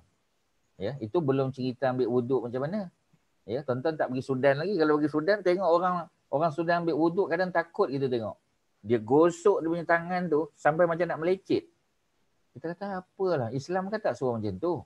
Sebab kita tak tahu, rupanya dia mazhab Maliki. Mazhab Maliki, ya, menggosok bahagian wuduk itu termasuk rukun. Kalau mazhab kita Syafi'i meratakan, ya, mengalirkan air wuduk tu dan meratakan, ya. Dalam mazhab Malik memang meratakan tetapi dengan menggosok. Sebab apa? Sebab mereka duduk di Sudan tu memang kawasan sandstorm. Ya. Kawasan sandstorm. Sekali sandstorm datang habis tuan-tuan, ya. Daripada muka hitam jadi putih. Sebab tu kalau tuan-tuan ada berminat nak jual bedak tuan-tuan, jangan pergi Sudan. Memang tak laku tuan-tuan. Ya, siapa nak beli? Sebab sandstorm selalu. Ya, sekali lalu putih semua muka tuan-tuan. Tak payah pakai makeup. Ya, tu cerita dia. Okey, ya. Jadi ustaz ada pengalaman duduk sana, ustaz tahulah, ya. Boleh tanya isteri ustaz lah, ya. Jadi kami pernah duduk di Sudan macam tu. Mazhab Maliki sebab tu dia gosok tu. Pasal kalau dia tak gosok, nanti air tu tak kena pada kulit sebab tebal dia punya sandstorm tu. Ya, dia punya debu tu tebal. Ya, jadi mereka ni Maliki. Ya, jadi kalau kita Syafi'i tak payah gosok sangat. Gosok tu, ya, hanya sunat saja kecuali ada benda-benda yang menghalang lah, ya. Tu kita buang dulu. Tapi meratakan itu adalah rukun. Mengalirkan air dan meratakan. Sebab tu wuduk mengalirkan air. Dipanggil ijra'ul ma'. Sebab tu kita tak boleh main lap tak boleh. Ya? Kita ambil, kita sapu-sapu tak boleh. Dia mesti mengalirkan air. Air tu mesti dialirkan. Ya? Sebab tu senang pakai pipe lah. Ya? Bila kita pakai pipe tu mudah. Ya? Dan diratakan. Ya, mana kita ratakan kita punya anggota wuduk tadi. Ya? Okey, selesailah. Tu cerita ni. Jadi bukti di sini bahawasanya bila Nabi kata, ya, ikutilah hadis tadi, hadis Imam Tirmizi tadi, yang atas tadi, ya, muka surat 260. Ikutilah kejahatan-kejahatan yang kamu buat itu. Apa makna sayyi'ah? Yang bukan dosa besar. Ya, kita nak panggil dia dosa kecil ke, dosa sederhana ke? Sebab kalau dosa-dosa kecil ni tuan-tuan, ambil wuduk tu pun dah menghapuskan dosa. Ambil wuduk kan? Kita ambil wuduk, ya, jatuh air wuduk daripada anggota badan itu pun sudah membawa bersama dosa-dosa kecil. Ya, macam tu selesai. Termasuklah tasbih, tahmid, takbir. Ya, subhanallah 33, alhamdulillah 33, ya, kemudian Allahu akbar 33. Tutup dengan la ilaha illallah wahdahu la syarikalah lahul mulku wa lahul hamdu. Kalau maghrib tambah maghrib subuh yuhyi wa yumit. Kan? Yuhyi wa yumit. Dialah yang menghidup dan mematikan. Kalau bukan maghrib dengan subuh, tak payah baca yuhyi wa yumit. Ini Nabi aja. Ada dalam kitab Al-Azkar Imam Nawawi. Ya, bezakan sajalah yuhyi wa yumit dengan tak ada yuhyi wa yumit. Dan Nabi kata di ujung tu, Sesiapa yang tasbih, tahmid, takbir, tutup dengan la ilaha illallah wahdahu la syarikalah. Kalau dia datang bertemu Allah dengan dosanya sebanyak buih di lautan, nescaya Allah akan hapuskan. Nampak tuan-tuan? Ya, tasbih, tahmid, takbir tu. Sebab tu jangan tinggal. Lepas solat kan, jangan tinggal. Benda simple je tuan-tuan. Ya, tasbih 33, tahmid 33, takbir 33. La ilaha illallah wahdahu la syarikalah. Lahul mulku wa lahul hamdu. Maghrib dengan subuh, yuhyi wa yumit, ada tambah. Kerana kita baru bangun tidur subuh kan. Sebab tu ada yuhyi wa yumit. Ya, kalau malam maghrib, sebab maghrib tu permulaan hari. Sebab itulah ada baca yuhyi wa yumit. Kalau isyak, kalau zuhur dan asar, tak ada yuhyi wa yumit. Ya, kerana apa? Kerana macam itulah yang Nabi ajar. So kita follow lah. Ya, itulah cerita dia. Boleh tuan-tuan ya. Okey, jadi solat tu sendiri boleh menghapuskan dosa. Solat fardu berjamaah. Tadi Ustaz ambil kisah lelaki yang peluk dan cium tadi. Ada pada ayat 114 surah Hud. Nabi kata, dah turun ayat. Allah ampunkan dosa kamu. Umar pun tanya, adakah dia saja dia ampun ataupun semua manusia? Secara umum, semua manusia yang buat dosa macam tu, ya, Allah akan ampunkan dengan solat berjamaah.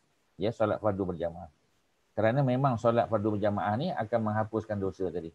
Tahmid, takbir, apa ni, tasbih pun sama juga. Ya, dan buat akhlak yang baik. Selesailah tuan-tuan, ya. Okey, kita baca sambung. Rasulullah sallallahu alaihi wasallam selalu memohon kepada Allah supaya dikurniai akhlak yang baik, akhlak karimah. Sebagaimana jasad tubuhnya dicipta dalam keadaan yang baik. Ni doa tengok cermin ni biasa. Ya, ni biasa kita amal ni. Ini riwayat Imam Ahmad. Rasulullah berdoa, Allahumma kama ahsanta khalqi fahassin. Kalau kat sini fahassin, dua-dua boleh. Kadang-kadang tuan-tuan dah hafal Allahumma kama ahsanta khalqi fahassin khuluqi, boleh. Fahassin khuluqi pun boleh. Dua-dua riwayat tu boleh. Ya. Allahumma ya Allah kama seperti mana ahsanta engkau telah mencantikkan khalqi tubuh aku, fahassin ya ataupun fahassin maka elokkanlah khuluqi ya akhlakku. Ya, muka dah lawa dah cantik dah handsome dah. Ya. Jadi sekarang ni engkau elokkanlah pula akhlakku wahai Allah. Ya, tu cerita dia. Boleh tuan-tuan Okey, ada soalan apa-apa silakan. Ada apa nak tanya? Ada apa? Tak ada ya. Diam tu tak ada ya. Maknanya faham ya. Kalau tak faham boleh tanya tuan-tuan. Tak ada masalah ya. Kita mana yang ustaz boleh bantu jawab ustaz bantu. Tak ada ya. Kalau tak ada, kita pergi ke Abu Sa'labah. Ya. Ya, Kak Faridah ada apa? Tak ada. Tapi nampak on kan tu tak mute. Ya. Oh ya ke? Boleh nampak dekat skrin aja ya. Okey dah.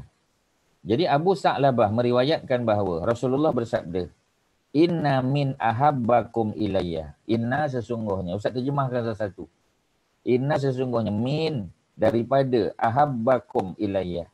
Daripada orang yang daripada kalangan kamu yang paling aku suka, aku cinta, aku kasih, aku sayang. Siapakah yang Nabi paling sayang? Siapa dia? Ya, wa aqra bikum minni, dan yang paling dekat ya kedudukan dia, majlisan ya, dari segi kedudukan siapa yang paling dekat dengan aku? Yaumul qiyamah, pada hari kiamat nanti. Maknanya pada hari kiamat orang yang paling Nabi sayang dan yang paling dekat dengan Nabi kedudukan dia ya ialah apa? Ahasinakum akhlaqan. Orang yang paling baik akhlak dia. Akhlak dia baik. Akhlak baik ni bukan macam cakap lembut aja, bukan. Tengok pada tempat lah. Kadang-kadang kena cakap lembut. Kadang-kadang kena cakap keras. Kadang-kadang kena tinggi suara. Tengok tempat lah. Ya? Sesuai lah kita dah sebut kan. Kalau memang dia ni tukang, dia memang tukang azan. Mana boleh lembut-lembut kan. Kena suara garau lah. Ya? Suara dia kena lantang lah. Kerana apa? Ya? Kerana memang tugas dia sebagai muazzin. Dia sebagai pegawai pegawai waran kita kata. Memang kena tinggi lah suara dia. Ya, tetapi kalau dia kerja di kaunter, ya, di bank atau sebagainya, takkanlah suara nak kasar pula. Ya. Jadi apa yang boleh saya bantu kamu? What can I do for you, dia kata. Ya, orang datang kedai kita tanya. Ya, kita kata muka masam, ikutlah suka hati saya lah, ni kedai saya, tak boleh kata macam tu. Awak nak beli, beli. Tak nak beli, sudah. Ada beribu lagi orang datang nak beli. Oh, kalau macam itu, lama-lama tutuplah kedai kita, tuan-tuan. Ya? Sebab kita tak ada akhlak yang baik. Jadi orang yang paling Nabi sayang dan paling dekat dengan Nabi dari segi majlisan, dari segi kedudukan dia, tempat duduk dia di hari kiamat besok, ialah orang yang paling baik akhlak dia. Wa inna abghadakum ilayya, dan orang yang paling aku benci, wa ab'adakum minni majlisan, dan orang yang paling jauh kedudukannya daripada aku. Yang tadi yang paling dekat dengan Nabi, ini yang paling jauh. Yaumal qiyamah, pada hari kiamat, Arsar-sarun. Arsar-sarun apa dia? Orang yang akhlaknya keji. Ya, cakap pun kasar, muka pun tak manis, ketat saja. Ya, kemudian tak tahu pula nak guna istilah perkataan yang baik, yang maki hamun orang. Jadi oleh kerana itu sar-sarun Nabi tak suka. Wal mutafahikun. Mutafahikun ni ialah orang yang buat-buat pandai. Ya, dia tak pandai tapi ya, dia buat-buat pandai. Bila orang nak kata, jom datang ni, tak apalah, saya dah tahu dah. Dia kata, datanglah kelas, ya, boleh baiki tajwid ke, baca Quran ke, makna dia ke apa. Dia kata, tak apa, saya dah belajar dah tempat lain. Ya, tak ada masa lah nak belajar, jangan macam tu. Ya, Nabi tak suka. Jadi, dan kalau kita tak tahu, kita tanya, tak ada masalah. Ya, bukan semua soalan Ustaz boleh jawab. Ada yang Ustaz tak boleh jawab. Tapi Ustaz akan bantulah. Mana-mana yang Ustaz boleh cek, ya. Mana-mana yang Ustaz boleh cek, nanti Ustaz akan cek lah. Ya, Ustaz akan baiki. Ya, Ustaz akan cari dalam kitab ke, ya. Ustaz akan tengoklah, bertanya pada tuan-tuan guru dan sebagainya untuk kita menyelesaikan masalah. Tapi mana-mana yang Ustaz boleh jawab, Ustaz jawab. Ya, itu cerita ni. Jadi mutafahikun adalah orang yang buat-buat pandai. Dia tak pandai. Ya, tapi dia buat-buat pandai. Dan dia tak tahu tapi dia nak mengajar orang pula. Ya, contoh tadilah, ya. Dia kata, mana ada sama je. Yuhyi wa yumit ke, tak ada yuhyi wa yumit, tak ada beza pun dia kata. Sedangkan Nabi bezakan. Ya, bila Nabi bezakan, kita kena ikutlah macam Nabi, melainkan kita dah terhafal benda tu. Saya Ustaz kalau tak baca yuhyi wa yumit lupa. Yang buat macam mana kan? Tapi kita kan boleh cek dalam dalam kitab kan, kita tengok. Oh, lepas maghrib dengan lepas subuh ada yuhyi wa yumit lah. Lepas zuhur, lepas asar, lepas isyak tak ada yuhyi wa yumit. Kita follow lah tuan-tuan. Ya, sebab tu kalau pergi ke Mekah biasa dekat kedai-kedai buku ke kedai-kedai cenderamata tu dia dijual. Ya, zikir-zikir selepas solat dia dijual dalam bentuk macam banner lah. Ya, kita boleh belilah, cantik dia buat. Ya, jadi souvenir. Ya, kita boleh hadiah dekat kawan-kawan kita. Boleh hadiah pada keluarga kita. Ya, sebab dia mengajar kita macam mana nak zikir lepas solat. Sebab kita tak hafal semua benda tu kan. Ada. Kalau kita beli buku, kadang-kadang kita tak tahu mana letak buku tu, kadang hilang ke. Tapi kalau kita beli macam tu, kita boleh gantung tu. Ya, gantung dekat bilik solat kita. Ya, ataupun gantung dekat mana-mana tempat lah yang sesuai. Kalau orang datang macam, ini zikir apa, kita kata, ni lah zikir lepas solat. Oh iya ke, saya tak tahu sama ni. Okay. Orang boleh snap gambar tu, boleh ambil dan boleh baca. Ya, tu cerita dia. Kemudian yang ketiga, wal mutasyaddiqun, ya, dan orang yang cakap besar. Ya, cakap besar. Kita ajar dia tak mau. Dia kata saya dah tahu dah. Dia kata saya belajar dah daripada dulu. Saya sekolah agama dulu. Saya sekolah Arab. Saya ni. Ya, kita nak bagi tahu peringatan bahawasanya kadang-kadang orang yang sekolah agama pun banyak benda dia tak tahu. Sebab dia belajar dulu sampai form 5 je. Sampai level tingkatan 5 je. Ya, ilmu-ilmu ni tak dapat sampai tingkatan 5 kan. Kena belajar tinggi lagi. Ya, sebab tu kita ada kuliah. Ustaz-ustaz yang graduate daripada universiti, daripada agama pun kena datang masjid juga dengar kuliah. Ya, kena tengok YouTube, ya, dengar Ustaz Hadi Hidayat, dengar Ustaz Somad lah, dengar mufti lah, ceramah apa semua kan. Sebab apa? Sebab ada banyak benda yang kita tak tahu. Ya, Quran pun bukan semua ayat 6,000 236 ayat tu kita tahu semua ayat tu tafsirannya, sebahagian kita tak tahu pun. Mungkin kita tahu secara umum tapi tak tahu secara detail. Ya, macam tadi kita kata ayat 114 yang Ustaz baca tadi. Ya, dirikanlah solat di dua hujung siang dan sebahagian daripada malam. Ya, cuba tanya ustaz-ustaz tak percaya, ya. Mungkin dia terangkan, mungkin kata dua hujung siang. Dua hujung siang ni Zuhur dengan Asar kot, dia kata. Tak betul. Kena tengok tafsir. Ya, walaupun ada pendapat macam tu tapi majoriti kata bukan macam tu. Wa zulafan min al-lail, dan sebahagian bermalam. Itu isyak tu betul. Ya. Kemudian apa kita kata, ya? Kemudian dari segi sesungguhnya kebaikan-kebaikan itu boleh menghilangkan keburukan. Dia kata, kalau kita buat baik boleh menghilangkan. Tengoklah tafsir. Ya, kadang-kadang kita tak perasan. Oh, punya tafsir kata solat fardu punya.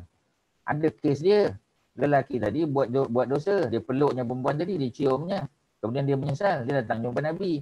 Nabi tak boleh jawab sebab ayat tak turun lagi. Sebab Nabi kan dipandu oleh wahyu. Jadi bila lepas solat asar, turun wahyu. Nabi pun panggil lelaki dari mana yang tanya soalan tadi. Dia pun datang. Nabi kata, sesungguhnya dosa kamu Allah telah ampun. Ya. Jadi Nabi pun membacakan ayat tadi. Umar pula ada kat situ. Ya. Umar kata, ya Rasulullah, adakah ayat ini khusus untuk lelaki tadi? Tidak, Nabi kata. Umum untuk semua orang. Lega Umar. Ya. Jadi maknanya ada dah dia punya apa kita panggil channel untuk kita menyelesaikan, ya, untuk kita delete dosa-dosa yang pernah kita lakukan. Ya. Supaya Allah hapuskan dosa-dosa tersebut. Ada cara dia. Antaranya solat fardu secara berjamaah. Ya, itu cerita dia. So selesailah tuan-tuan. Ya. Yang ketiga ni adalah hadis riwayat daripada Imam Ahmad dan Imam At-Tabarani. Imam Ahmad tu maknanya Ahmad bin Hanbal lah tuan-tuan. Ya, nanti tuan-tuan tanya Imam Ahmad mana ni? Ni Ahmad bin Hanbal. Ahmad bin Hanbal ini adalah apa kita panggil, ya, adalah pengasas kepada mazhab Hambali. Ya, orang Saudi tu Hambali lah tu, orang Saudi. Ya, orang mana lagi kita kata, ya, orang daripada belah Emirat, ya, Qatar tu kebanyakannya tu Hambali lah tu. Kalau belah Pakistan, India tu Hanafi kan. Macam tadi kita kata Uzbekistan, Kazakhstan tu Hanafi, Turki Hanafi. Ya, kalau northern part of Africa macam kita kata Libya, ya, Libya, Tunisia, Morocco, ya, kebanyakan tu adalah Maliki. Ya, termasuklah belah-belah bawah Nigeria, ya, tu semua kebanyakannya Maliki tuan-tuan. Dia Maliki, ya. Kalau Southern Africa tu campur, ya. Tapi banyaknya Hanafi. Ya, Southern Africa, ya. Zimbabwe kita kata bergantunglah macam Zimbabwe pasal dia punya apa kita panggil, dia punya mufti tu Mufti Ismail Meng. Ya, Ismail Meng tu graduate daripada Madinah. Ismail Meng kan yang handsome tu lah. Ya, Mufti Meng kita panggil kan. Dia mufti Zimbabwe. Ya. Jadi oleh kerana dia mufti Zimbabwe, lebih cenderung lah apa ni rakyat dia kepada Hambali sebab Mufti Meng tu dia, tapi dia campur lah, dia bukan Hambali saja. Tapi sebab dia belajar di Madinah, jadi dia cenderung pada Hambali. Ya, tapi dia meraihkan jugalah orang Hanafi, ya, Maliki. Sebab bila kita belajar syariah di universiti ni, kita belajar semua. Ya, Maliki pun kita belajar, Hanafi pun belajar, Syafi'i. Cuma fokus kita kepada Syafi'i lah. Ya. Kalau especially kalau kita belajar di luar lah, belajar Jordan, belajar di apa? Morocco kan, belajar di Mesir. Jadi dia bergantung lah. Kalau macam di Mesir, kebanyakannya belajar Hanafi. Tapi ya, kita ambil kelas-kelas yang banyak fokus kepada Syafi'i. Ya, tapi Hanafi tu kita belajar sebab tu kita tahu. Ya, kita tahulah apa beza dia. Sebab tu macam kita kata orang Mekah contoh kan. Ya, Madinah contoh. Ya, di Mekah. Bergantung ada Hambali, sebahagian Maliki juga. Ya. Sebab tu bila kita tengok apa ni taik burung sebagai contoh kan. Kan burung kan banyak kat Mekah tu. Ya, kita bagi-bagi makan tu, kadang nak pergi solat, kita beli apa ni, apa jagung tu kan. Kita pun bagi, burung tu pun cerit kena baju kita. Ya. Jadi macam mana? Ya. Boleh tak kita basuh hilangkan dia punya apa? Ya. Tapi kita tengok warna dia ada. Bau dah hilang. Tapi warna dia ada. Macam mana? Ya. Kalau Maliki tak ada masalah. Sebab dalam mazhab Malik, binatang-binatang yang boleh dimakan dagingnya, ya, kambing, ayam, itik, burung, boleh dimakan tak daging dia? Boleh kan? Jadi bagi binatang yang boleh dimakan dagingnya, najisnya, maknanya kencing dan beraknya tidak najis. Ya, walaupun ada kesan lagi kat situ, dia buang-buang macam tu je, ya. Walaupun ada bau, tak ada masalah. Tapi dalam mazhab Syafi'i tak boleh. Dalam mazhab Syafi'i kita kena hilangkan ain dia. Maknanya najis tu pun kena buang, ya. Dia punya warna pun kena hilang. Ya, dia punya bau pun kena hilang. Baru dia dianggap suci. Maknanya baju tu kita terpaksa tanggalkan, terpaksa basuh gosok apa ni, buang dia punya tu. Ya. Jadi kalau apa kita panggil, ya, kalau mazhab Maliki dia agak ringan. Apa ni, Hanafi agak ringan. Ya, itulah cerita dia. Jadi dengan sebab kita faham sikit tu, kita tahu, ya. Termasuklah kita kata muamalat. Muamalat lagi banyak masalah. Macam kat Malaysia kan, kita kalau tempah baju, bila kita tempah baju, maka kita bayar deposit. Ya, bayar deposit. Sebenarnya dalam mazhab Syafi'i tak boleh bayar deposit, tuan-tuan. Dalam mazhab Syafi'i, tuan-tuan pergi kedai, ya. Jadi tuan-tuan pun tanya, kebetulan kat kedai tu ada kain kan, kita pun kata, ni cik, saya nak buat baju lah, baju Melayu. Boleh? Kata pilih lah kan, kita pun pilih. Kita pun apa ni, tanya dia, berapa hari boleh siap ni? Dia kata dalam 2 minggu lah, dia kata. Ya, paling cepat pun 10 hari. Berapa dia punya upah dia? Kalau kain sebenarnya, dia kata banyak ni, banyak dia. Ya. Upah banyak ni, banyak ni. Jadi total berapa? Dalam RM250. Ya. Jadi dia pun tanya, macam mana ni? Ya. Dia kata, boleh bayar deposit. Kalau bayar deposit tu Hanafi kan. Dalam mazhab Hanafi yang boleh bayar deposit. Ya, kita boleh bayar 50%. Jadi harganya RM200 kata, kita bayar 100. Ya.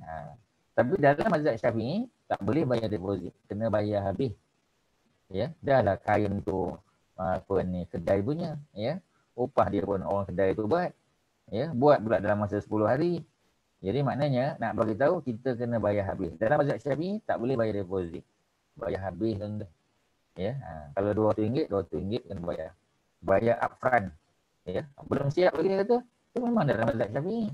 Yang boleh bayar deposit tu itu adalah mazhab Hanafi. Jadi kita pun tak tahu kadang-kadang kan.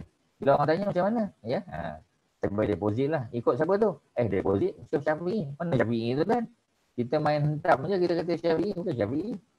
Ya, jadi ada beza pendapat di situ. Tapi tak ada masalah. Sebab Hanafi pun mazhab Ahlussunnah wal Jamaah. Syafi'i pun Ahlussunnah wal Jamaah. Itu cerita dia. Tapi kena faham lah sikit. Ya, kita kena faham. Jadi banyak isu-isu yang berkaitan dengan ni yang berbeza. Macam tuan-tuan pergi bank, Rajahi Bank dengan Maybank Islamik, mana sama tuan-tuan, beza. Ya, akad dia apa semua sebagainya, ya, dia punya produk-produk, banking produk dia beza. Sangat berbeza tuan-tuan.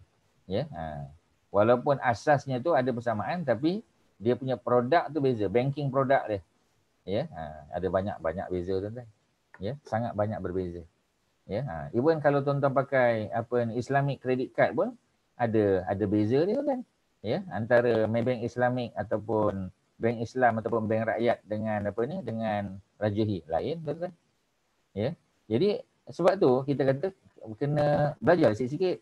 Google je tuan-tuan boleh tengok. Tak payahlah pergi masuk universiti pula bagi belajar kan, tak perlu.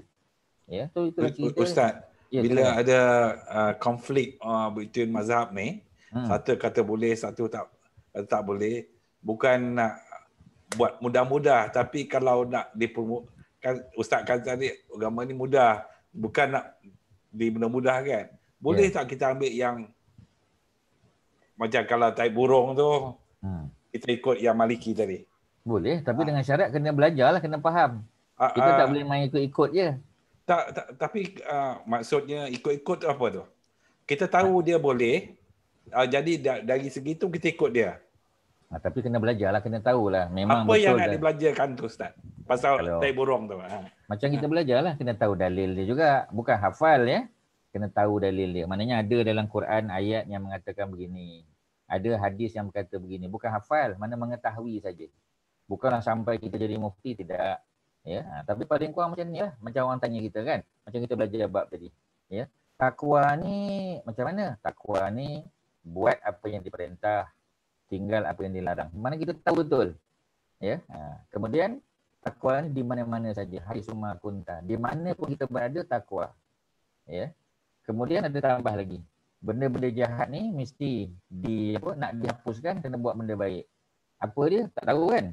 Kita tengok dalam ayat, dalam tafsir ke dalam apa. Maknanya kalau kita tahu sikit-sikit benda macam tu sudah memadai. Tidaklah sampai mengetahui, menghafal dalilnya, tak perlu. Sebab kita orang awam. Orang awam tak perlu hafal dalil. Tapi paling kurang, kalau orang tanya kita, ada ayat ke? Alhamdulillah ada ayat, insyaAllah. Ada dalam Quran. Ada hadis? Ada. Hadis tu hadis sahih. Okey, clear. Jangan ada dhaif pula. Ya. Paling kurang sampai level tu, clear. Okey lah. Kita boleh pegang. Ya, macam deposit tadi kan. Kita dah tahu dah. Dalam mazhab Hanafi memang boleh bayar deposit saja. Ya.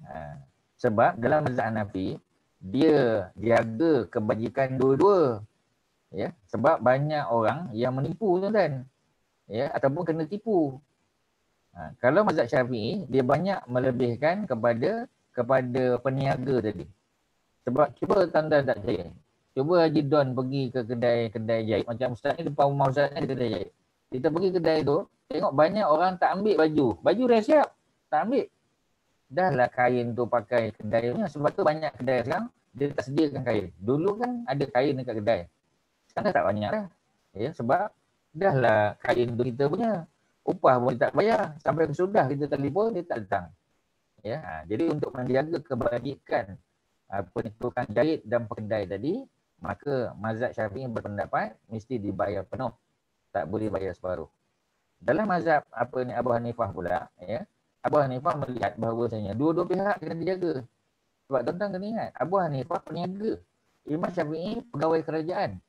Sebab tu dengan mengetahui sedikit latar belakang para ulama ni, dia akan membantu kita. Kadang-kadang kita fikir, pasal apa Imam Syafi'i buat macam ni? Pasal apa Imam Abu Hanifah buat macam ni? Sebab latar belakang dia beza. Imam Abu Hanifah dia peniaga kain. Ya, sebab tu banyak fatwa-fatwa dia tentang perniagaan yang orang pakai. Pasal dia praktikal. Imam Syafi'i bukan peniaga. Imam Syafi'i adalah mufti. Beliau adalah pegawai agama. Ya, beliau adalah guru. Imam Abu Hanifah pun guru juga. Ya, jadi oleh kerana pengalaman pekerjaan yang berbeza, profession dia berbeza, maka fatwa-fatwa dia pun agak berbeza, tuan-tuan. Ya, itulah cerita dia. Boleh ya? Jadi belajarlah sikit, paling kurang Google ke tak ada masalah, tak ada salah ya. Kita tengok ada ayat dia punya. Betul lah dalam mazhab Syafi'i ni macam ni, dalam mazhab okey cukuplah tuan-tuan. Ya, kalau tuan-tuan nak beli buku di pasaran pun ada. Ya, ada satu buku kecil je ya. Tajuk dia Beza Hanafi dan Syafi'i. Simple je tuan-tuan.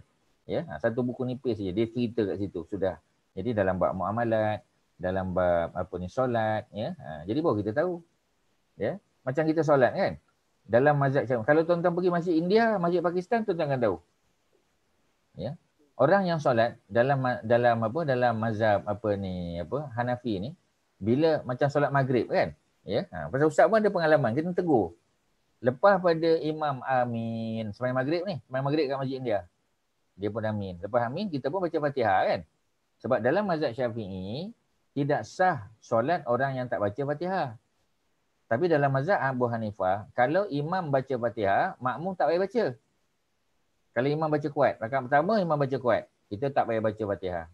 Rakaat kedua imam baca kuat, kita tak baca Fatihah. Rakaat ketiga, imam baca sir kan? Maka kita kena baca Fatihah.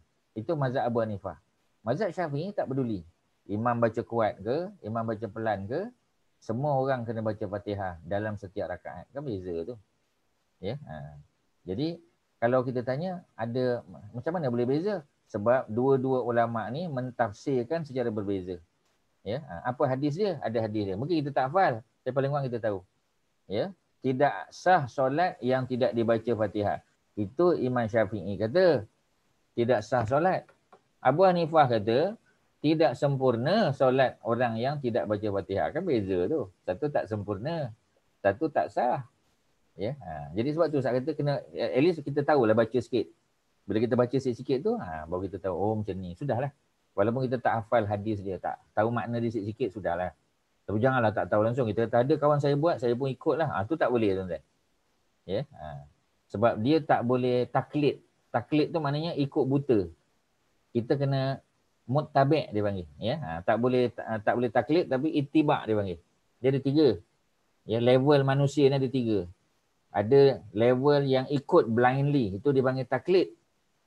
Ada yang ikut dengan dalil, itu dia panggil ittiba'. Ya, dan ada yang boleh buat fatwa, tu mufti lah, tu bukan kita lah. Jadi kita duduk di tempat yang nombor 2. Jangan taklid ikut-ikut saja, tak boleh. Ada ustaz kata boleh, ada ustaz kata boleh. Sebab tu kita kena tanya ustaz tu, minta maaf ustaz, tapi cakap dengan baik lah. Saya nak tahu ni yang kata solat Hanafi tak payah baca Fatihah ni macam mana? Paling kita dengar dia cakap. Dia dengar, ada hadis dia kata. Sudahlah, okeylah tu. Macam itulah maksud dia Haji Don, ya. Okey, boleh Haji Don? Boleh Ustaz, boleh. Alhamdulillah. Okay. Alhamdulillah. Ada lain silakan tuan-tuan, ada apa nak tanya? Tak ada ya? Apa Datuk Azizul ada apa? Ada apa Ustaz? Okey, tak ada apa ya. Terima kasih. Okey, kalau tak ada apa kita baca sikit amanah tu. Amanah ya. Kita baca sikit. Dia panjang hadis tu tapi kita baca sikit atas tu. Bab 14 amanah ya. Sahabat Nabi Huzaifah ya, Huzaifah bin Al-Yaman ya. Huzaifah ya. Huzaifah bin Al-Yaman, nama dia Huzaifah. Huzaifah ya, bukan DH tu bukan dot tu. Ya. Jadi Huzaifah sebenarnya DZ tu, Huzaifah. Huzaifah ya, meriwayatkan bahawa Rasulullah sallallahu alaihi wasallam bersabda, annal amanata, bahawasanya anna, kalau inna sesungguhnya. Ya. Kalau anna bahawasanya.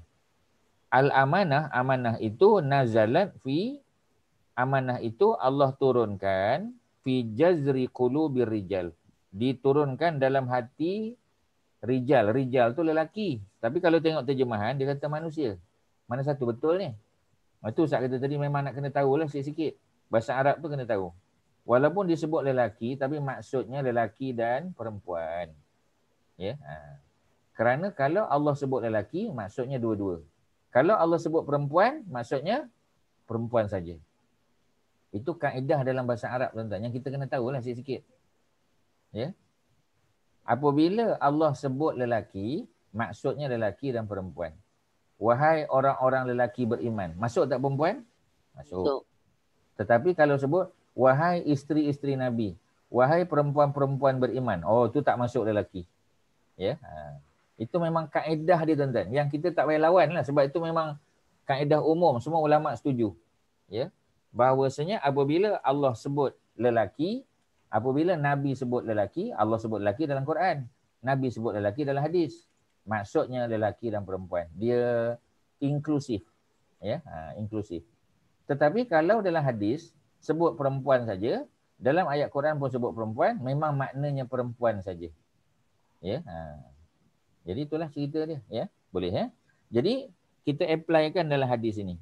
Disebut fi jazri qulubir rijal, di dalam hati para lelaki. Tapi bila terjemah diturunkan di hati manusia. Mana satu betul? Memanglah makna asalnya lelaki, tetapi membawa makna inklusif lelaki dan perempuan, maknanya manusia. Itulah cara dia tuan-tuan. Ya, cara untuk kita tengok. Kemudian kemudian nazalal Quran.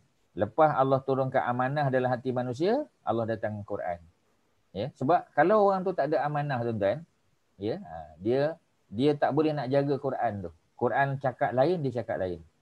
Sebab tu ada dalam agama Yahudi, termasuklah dalam agama Islam ni juga tuan-tuan, ada ulama yang jahat. Ya, ulama Yahudi dulu ada yang jahat. Ya, yang mendoakan keburukan kepada Nabi Musa. Ada. Dia doakan keburukan kepada Nabi Musa. Ya. Jadi sedangkan dia adalah ulama, dia doakan keburukan. Ya. Jadi oleh kerana itu kena berjaga-jaga. Sebab Nabi kata berjaga-jagalah daripada ulama yang jahat. Dia panggil ulama usuk, ulama yang jahat. Ya. Ulama yang jahat ni maknanya yang apa kita panggil mengambil kesempatan. Mungkin ya, dia dekat dengan pemerintah contoh. Ni cara umum saja tuan-tuan ya. Nanti tuan-tuan kata, oh macam tu tak bolehlah jadi menteri agama. Tak, bukan macam tu maksud dia. Jadi kena jadi menteri agama. Ya. Kerana bila dia jadi menteri agama macam Dr. Zulkifli Al-Bakri, bila dia jadi menteri dia boleh tegur. Dia boleh tegur, dia boleh nasihati, dia boleh macam-macam tuan-tuan. Banyak benda selesai. Kalaulah yang pegang jawatan menteri agama tu bukan orang agama, ya, bukan background agama, bukan ada PhD macam dia, bimbang takut nanti dia bagi pandangan yang salah. Ya, jadi kena adalah. Baguslah ya. Yang pegang jawatan-jawatan mufti tu yang ada kelulusan pensyarah universiti ke, ya, yang ada kelulusan dalam bidang syariah, dalam bidang hadis, dalam bidang macam-macam ya. Supaya dia boleh membetulkan masyarakat. Kalau sultan salah dia boleh tegur. Ya, dan dia kena ambil risiko. Ya. Kalau sultan murka pada dia kena tanggunglah. Ya, kalau sultan berhentikan dia kena tanggung. Itu risiko dia tuan-tuan. Ya, risiko dia kan. Jadi sebab apa? Sebab kita buat sesuatu tu kerana Allah. Ya, jadi kalau sultan tak suka, dia kata tak apalah, Datuk punya khidmat sampai hujung bulan ni saja. Terimalah. Nak buat macam mana tuan-tuan? Yang penting kita dah jalankan tanggungjawab.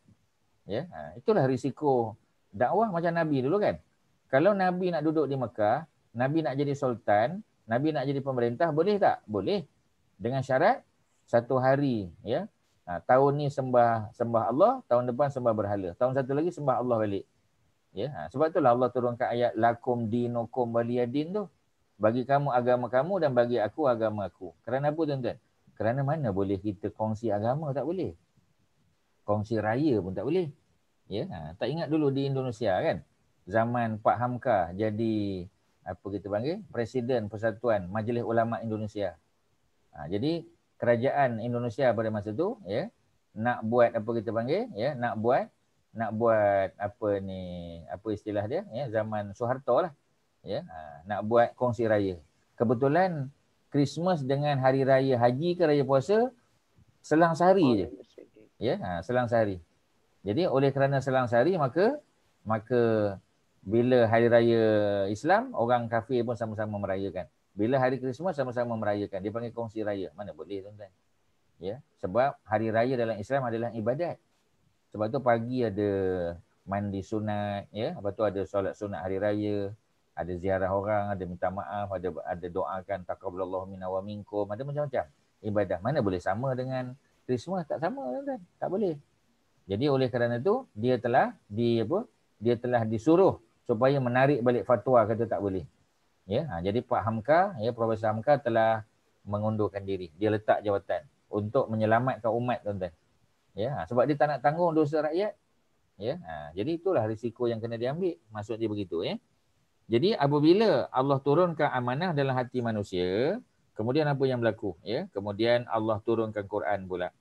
Fa'alimu minal Quran. Maka mereka pun dapat pengetahuan daripada Quran. Bila Quran turun, dapatlah pengetahuan. Barulah kita tahu. Ya, kalau tidak kan kita tak tahu. Quran turun baru kita tahu. Oh, rupanya ada hari kiamat. Rupanya ada syurga neraka. Baru kita tahu. Ya. Kemudian, apa lagi? Wa'alimu minas sunnah. Dan juga mereka tahu daripada sunnah. Sunnah ni adalah hadis-hadis Nabi lah. Sama ada perbuatan Nabi, percakapan Nabi, takrir. Takrir ya.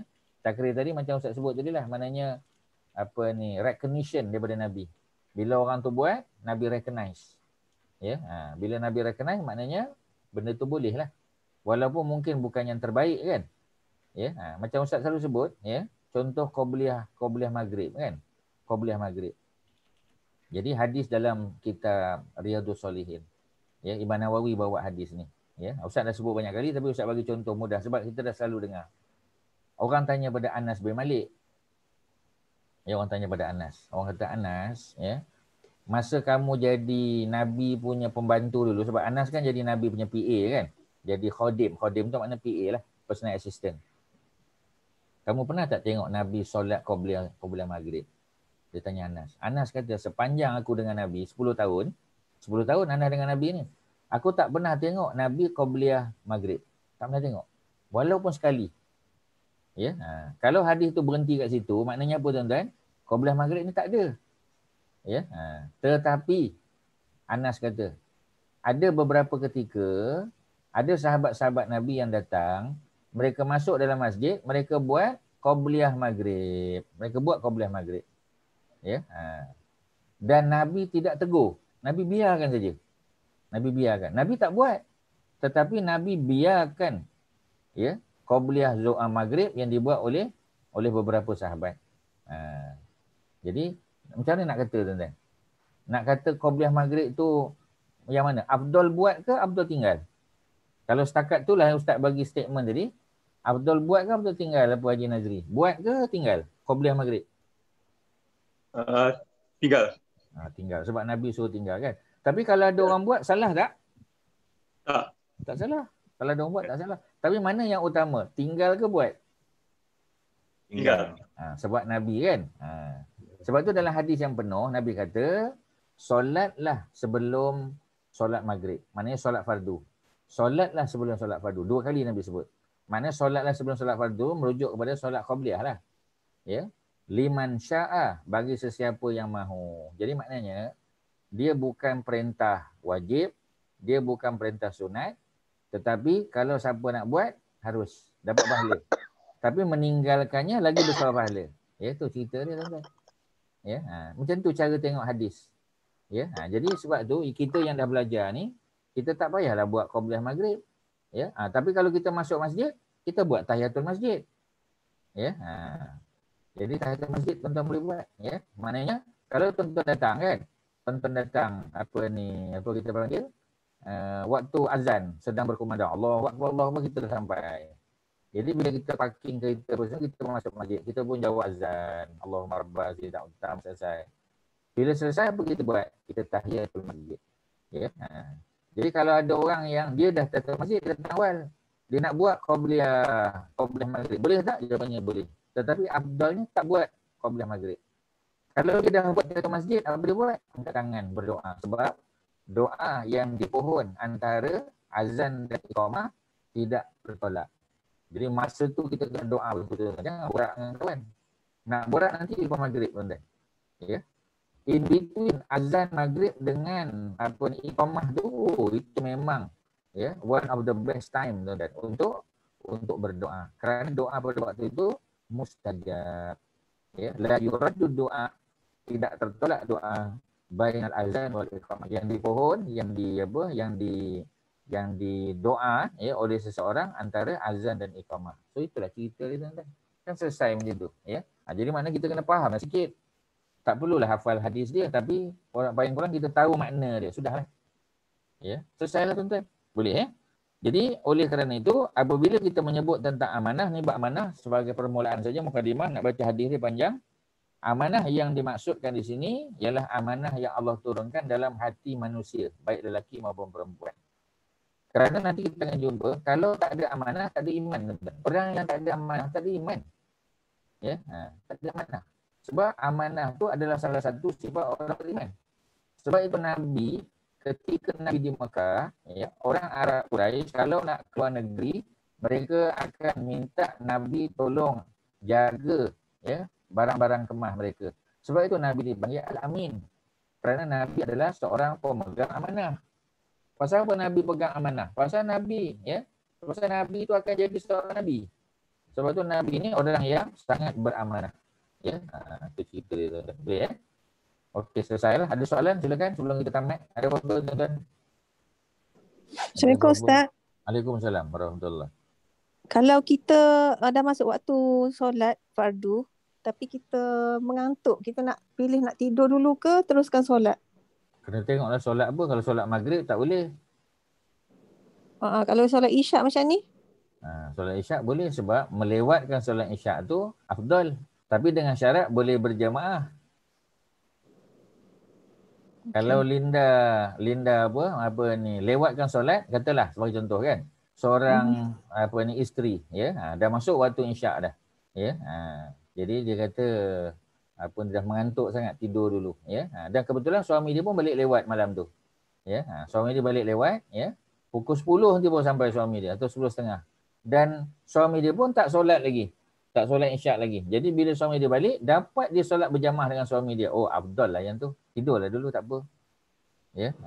Macam ni tak solat isyak lagi tapi dah ngantuk. Macam mana? Macam sekarang ni, tak solat isyak lagi? Ya, belum. Pasal apa tak solat tadi?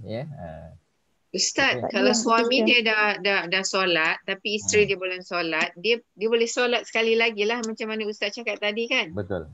Macam Muaz tadi lah, Muaz bin Jabal. Cuma kes Muaz tadi bukanlah dia dengan isteri dia. Sebab tu Ustaz kata kita kiaskan saja. Kes Muaz tadi sebab tak ada pula cerita dia dengan isteri kan. Sebab mungkin dia belum kahwin masa tu sebab dia muda lagi. Peringkat awal kan. Cuma macam tadilah, dia dah solat dengan Nabi di Masjid Nabawi, dia balik kampung dia imamkan pula solat. Maknanya nak bagi tahu, seorang lelaki yang sudah solat isyak atau solat fardu, boleh tak dia buat solat sekali lagi dan dia jadi imam? Boleh tak? Jawapannya boleh. Selesailah masalah. Itulah cerita dia. Ustaz, nak tanya something. Kita macam perempuan yang tak pergi solat kat masjid, tapi dengar azan yang dalam phone ni semua, apa tugas kita, boleh jawab ke? Boleh tak jawab. boleh jawab? Boleh jawab. Rugilah ada yang jawab. Rugilah, itulah sebab saya kata kalau subuh especially kan, saya tak pergi masjid lah kan, tapi saya nak dengar tu. Tapi ada pula yang kata itu cuma recording, so Memanglah. Ini benda baru yang tidak ada zaman Nabi. Of course zaman Nabi tak ada recorder. Yes. Jadi macam tadilah ya. Tapi dapat tak pahala orang yang jawab azan walaupun recorded azan dapat pahala. Dapat. Okey. Thank you sir. Ada lain silakan. Ada apa lagi? Ya, Kak Farida. Tak ada, ya. Okey, yang lain-lain silakan kalau ada soalan, ya. Kak Kelly ada soalan, Kak Masita, ya. Ada apa? Tak ada ya. Jadi kalau tak ada, tolong baca nanti sambungan hadis sebab dia agak panjang Untuk 2 minggu lagi sebab minggu depan kita tadabbur Quran. Jadi tolong baca hadis tu agak panjang, tolong dipahami. Jadi tuan-tuan buat pre-reading lah. Sebelum masuk kelas baca sikit. Jadi nanti bila kita mula bincang, tuan-tuan ada at least ada background lah. Ya, ada idea kita nak bincang pasal apa. Tapi tajuknya amanah. Ya. Okey, begitu ya. Mudah-mudahan ada manfaat. Terima kasih kepada semua, Haji Ahmad Nazri, ya, tuan-tuan dan puan-puan, mudah-mudahan ada manfaat yang baik datang pada Allah.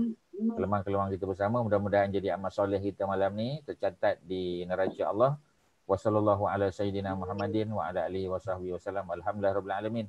Assalamualaikum warahmatullahi wabarakatuh. Waalaikumsalam warahmatullahi wabarakatuh. Thank you everyone. Banyak Ustaz. Ya sama. Jazakallah khair. Wa antum fajazakumullahu khairan. Terima kasih semua kerana hadir. Sama-sama. Terima kasih semua. Jumpa lagi minggu depan. InsyaAllah. Assalamualaikum. Assalamualaikum. Thank you. Beli. Good night.